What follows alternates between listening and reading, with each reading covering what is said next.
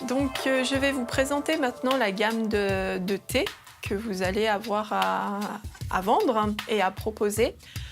Je commence par un thé d'Inde, un Darjeeling, issu d'un jardin qui s'appelle le Margaret Hops. Il faut savoir que les thés indiens ont tous une cotation et le Margaret Hops fait partie des 5 meilleurs jardins de Darjeeling. Ici, nous sommes sur une première récolte de printemps. C'est un thé qui a de nombreux bourgeons, donc un thé naturellement fleuri qui peut être consommé comme thé quotidien. Pour la préparation de ce thé, l'eau sera chauffée entre 90 et 95 degrés, pas plus. Pour la préparation d'une tasse, il faudra prévoir l'équivalent d'une cuillère à café un peu bombée de thé. Et le temps d'infusion sera de 3 minutes. Maintenant, je vous présente le thé Earl Grey Bergamote, un grand classique des thés noirs. Donc, on est sur une base de thé de Ceylan, agrémenté d'essence de bergamote. Oolong fleur asiatique, un thé bleu oolong agrémenté de boutons de fleurs blanches, de la camomille romaine, des boutons de bleu et blanc, des boutons de rose blanche. Ce thé va développer à l'infusion des notes de pêche et d'abricot.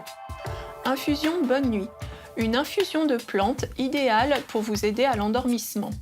Une infusion composée de bruyère, de mélisse, de camomille et de pétales de groseille.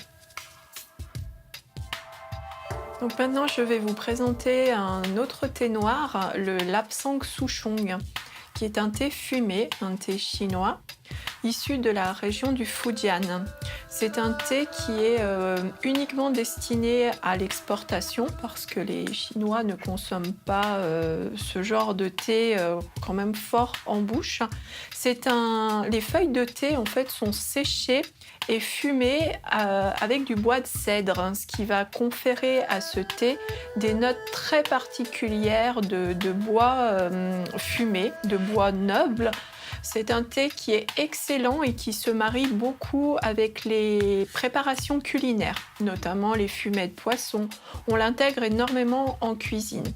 Le Milky Oolong, un thé bleu nature qui a un procédé de fabrication assez particulier. Ce thé va développer à l'infusion des notes crémeuses avec une légère pointe de caramel. Un thé d'une douceur extrême, idéal pour vos longues soirées chaudes.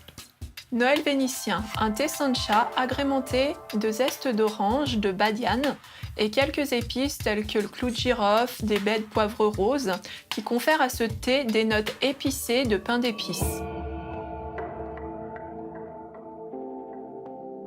Le thé Nuit de Noël, un thé aussi bon que beau, agrémenté de pistaches et de petites amandes qui développera des notes de massepain. Un thé d'une extrême délicatesse qui ravira vos douces nuits de Noël. Rooibos Amaretto. Un rooibos agrémenté d'amandes effilées et d'amandes amères pour une tasse envoûtante.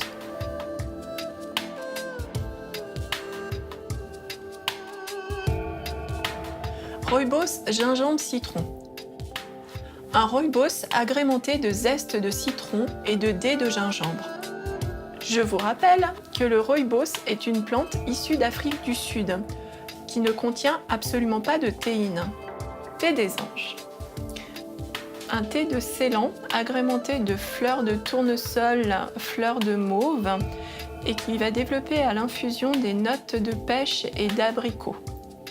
Un thé délicat et subtil. Le thé des geishas. Un thé sancha agrémenté de framboise et de délicates pointes de vanille qui lui confèrent une douceur extrême. Le thé des tsars. Un thé qui ravira les amateurs d'agrumes. Un thé bleu agrémenté de zeste d'orange et de mandarine. Le thé vert au jasmin, un thé vert issu de la région du Yunnan, agrémenté de délicates fleurs de jasmin qui lui confèrent des notes extrêmement subtiles et délicates.